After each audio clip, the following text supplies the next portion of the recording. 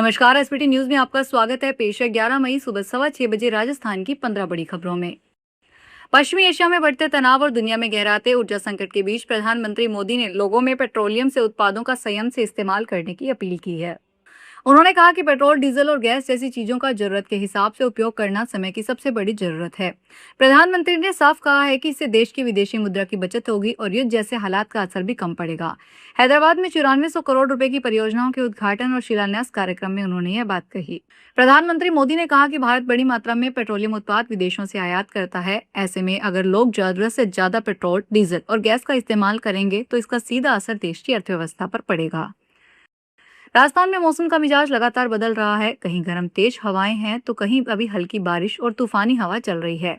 मौसम विभाग की नई भविष्यवाणी के अनुसार पश्चिमी विक्षोभ के प्रभाव से 11-12 मई को बीकानेर संभाग, शेखावाटी क्षेत्र व जयपुर भरतपुर संभाग के उत्तरी भागों में कहीं कहीं आंधी व हल्की बारिश होने व शेष अधिकांश भागों में मौसम मुख्यतः शुष्क रहने की संभावना है, पर उसके बाद मौसम अचानक बदल जाएगा। 13, 14, 15 मई को राजस्थान के अधिकांश हिस्सों में मौसम मुख्यतः शुष्क रहेगा। विभाग के अनुसार आगामी दिनों में राज्य के अधिकांश भागों में न्यूनतम अधिकतम तापमान 2 से 3 डिग्री सेल्सियस तक बढ़ोतरी हो सकती है। राजस्थान में शिक्षा व्यवस्था और शिक्षकों से जुड़े लंबित मामलों को लेकर अखिल भारतीय राष्ट्रीय शैक्षिक महासंघ राजस्थान ने सरकार और शिक्षा विभाग के खिलाफ चरणबद्ध आंदोलन का ऐलान किया है।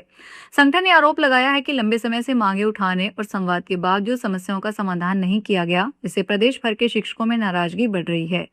प्रदेशाध्यक्ष रमेश चंद्र पुष्करना ने बताया कि आंदोलन के तहत 14 मई को खंड स्तर, 29 मई को जिला स्तर, 5 जून को बीकानेर निदेशालय पर संभाग स्तरीय प्रदर्शन और 10 जून को जयपुर संभाग में धरना प्रदर्शन किया जाएगा। तमिलगा वेत्री कड़गम चीफ और एक्टर से नेता बने सी जोसेफ विजय तमिलनाडु के नए मुख्यमंत्री बन गए हैं। उन्होंने रविवार सुबह 10:15 बजे तमिल में शपथ ली। इस दौरान राहुल गांधी भी मौजूद रहे। थलपति विजय शपथ लेते समय निर्धारित लाइनों के अलावा और बातें बोलने लगे। इस पर राज्यपाल अर्लेकर ने उन्हें टोक दिया।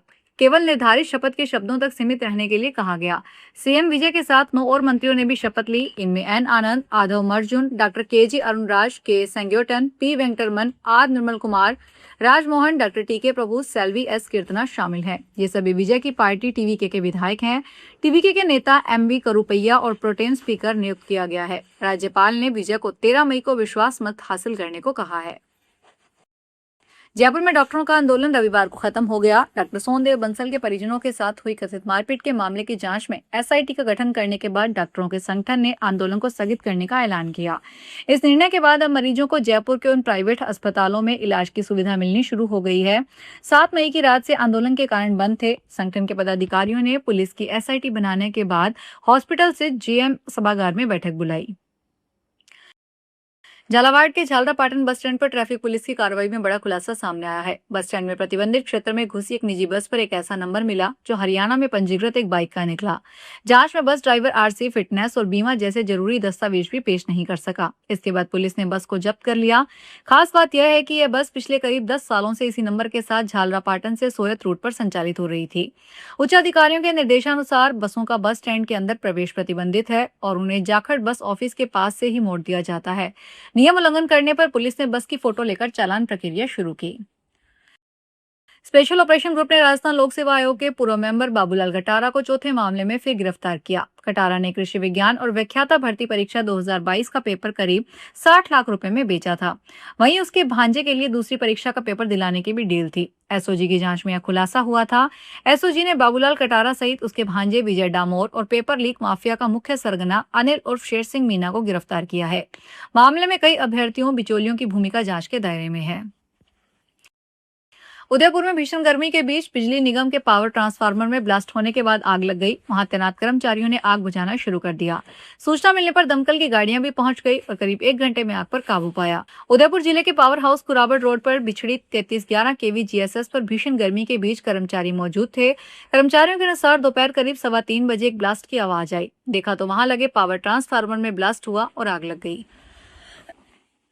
राजस्थान में 12 जिले के नाहरगढ़ क्षेत्र में रविवार को उस समय हड़कंप मच गया जब एक साध्वी मोबाइल टावर पर चढ़ गई और कूदकर जान देने की चेतावनी देने लगी। प्राप्त जानकारी के अनुसार पीड़िता साध्वी जूना अखाड़े से जुड़ी बताई जा रही है और वह सोनीपुरा टापरा गांव की निवासी है। साध्वी का आरोप है कि उनकी जमीन को धोखाधड़ी से किसी अन्य व्यक्ति के नाम पर दर्ज कर दिया गया है। इस मामले में न्याय नहीं मिलने से नाराज होकर उसने यह कदम उठाया। राइजिंग राजस्थान और नई नीतियों से राजस्थान में निवेश बढ़ा है। भजनलाल सरकार में रिको ने प्रदेश में नए रिकॉर्ड बनाए हैं। वित्त वर्ष 2025-26 में रिको ने 2072 औद्योगिक भूखंड आवंटित किए हैं। पिछले साल के मुकाबले भूखंड आवंटन में 135% की रिकॉर्ड बढ़ोतरी हुई। 2025-26 में हर दिन औसत 6 भूखंड आवंटित किए गए। 10 साल में सबसे ज्यादा भूखंड आवंटित किए गए। रिको ने 21 नए औद्योगिक क्षेत्र खोले। हर 17 दिन में एक नया औद्योगिक क्षेत्र खोले। नए उद्योगों के लिए 10,440 एकड़ भूमि अधिग्रहित 10 वर्षों में सर्वाधिक है। औद्योगिक क्षेत्रों में आधारभूत सुविधाओं पर 539 करोड़ रुपए खर्च किए गए। सड़क, बिजली और पानी जैसी सुविधाओं के विकास पर रिको का फोकस किया। जालोर के बागोड़ा उपखंड क्षेत्र में लगातार युवतियों और महिलाओं के घर छेड़कर जाने के मामलों ने सामाजिक चिंता बढ़ा दी है। बागोड़ा थाना क्षेत्र में पिछले 4 माह के दौरान 16 युवतियां और महिलाओं के लापता होने के कारण सामने आए हैं। पुलिस इसमें से 7 युवतियों को दस्तयाब कर उनमें परिजनों तक पहुंचा चुकी है, जबकि 9 युवतियां अब भी लापता बताई जा रही है। पुलिस थाने से मिली जानकारी के अनुसार कई मामलों में विवाहित महिलाएं भी अपने पति और परिवार को छोड़कर प्रेमियों के साथ चली गई।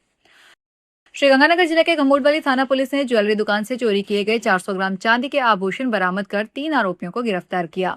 जिला पुलिस अधीक्षक हरिशंकर ने बताया कि 26 अप्रैल को गुरप्रीत सोनी उर्फ गगन सोनी ने रिपोर्ट दी कि मंडी बींज बाइला स्थित उनकी ज्वेलरी दुकान का ताला तोड़कर अज्ञात आरोपी करीब 400 ग्राम चांदी के आभूषण चोरी करके ले गया। मामला दर्ज करके जांच शुरू कर दी गई है। तकनीकी साधनों, सीसीटीवी फुटेज और मुखबिर सूचना के आधार पर पुलिस ने विश्वेंद्र सिंह, संदीप और भरत सिंह को गिरफ्तार किया। आरोपियों के कब्जे से चोरी किए गए चांदी के आभूषण बरामद कर लिए गए। पुलिस के अनुसार आरोपी विश्वेंद्र सिंह पिलानी थाने का हार्डकोर अपराधी है। नागौर में सड़क पर रसूख दिखाकर यातायात नियमों की अनदेखी करने वालों पर पुलिस ने बड़ी कार्रवाई की है। काली फिल्म, बिना नंबर प्लेट और नंबर प्लेट की जगह जाति या पदनाम लिखी गाड़ियों के खिलाफ चलाए गए विशेष अभियान ने पुलिस ने 2 दिनों के भीतर 56 वाहनों को जब्त कर लिया। कार्रवाई के दौरान कई रसूखदारों की सिफारिशें भी बेअसर रही। अभियान के दौरान सबसे ज्यादा चर्चा उस समय हुई जब पुलिस ने जिला अध्यक्ष लिखी एक लग्जरी कार को भी जब्त कर लिया। वाहन पर काली फिल्म लगी हुई थी और वह यातायात नियमों का उल्लंघन कर रहा था। इस कार्रवाई के बाद शहर में पुलिस की सख्ती की चर्चा होने लगी। जालौर में आबादी क्षेत्र और बाजार में एक छोटी दुकान की छत पर मोबाइल टावर लगाने का लोगों ने विरोध किया। प्रदर्शन कर रहे लोगों ने सरदार पटेल मार्ग पर निर्माणाधीन टावर के काम को रुकवा दिया। वहीं प्रशासन पर अनदेखी और लापरवाही का आरोप भी लगाया गया। स्थानीय लोगों का कहना है कि जिस कॉम्प्लेक्स पर टावर लगाया जा रहा है उसका आकार मात्र 10 बाय 15 फीट है। इतनी छोटी जगह पर 3 मंजिला दुकान बनी है और उनके ऊपर टावर खड़ा करना सुरक्षा की दृष्टि से बेहद खतरनाक है। अलवर ने मिनी सचिवालय में बैठक में जिला प्रमुख बलबीर छिल्लर को बैठने के लिए सीट नहीं मिली। कलेक्टर आर्तिका शुक्ला ने केवल मंत्री, विधायक और जिलाध्यक्ष के लिए ही सीट निर्धारित होने की बात कही, जिसके बाद जिला प्रमुख को मीटिंग हॉल से बाहर जाना पड़ा। जिला प्रमुख की मीटिंग हॉल के गेट पे खड़े होकर फोन पर बात करते देखा गया। कुछ देर बाद केंद्रीय मंत्री भूपेंद्र यादव बैठक में पहुंचे। जिला प्रमुख को बाहर खड़ा देखकर कलेक्टर से उन्हें बैठक में शामिल करने के लिए कहा। तो ये थी राजस्थान की 15 बड़ी खबरें। अगर आपको हमारा बुलेटिन पसंद आया हो तो वीडियो को लाइक करें, अपने दोस्तों से शेयर करें और चैनल को सब्सक्राइब करना ना भूलें। फिर मिलेंगे नई खबरों के साथ। धन्यवाद।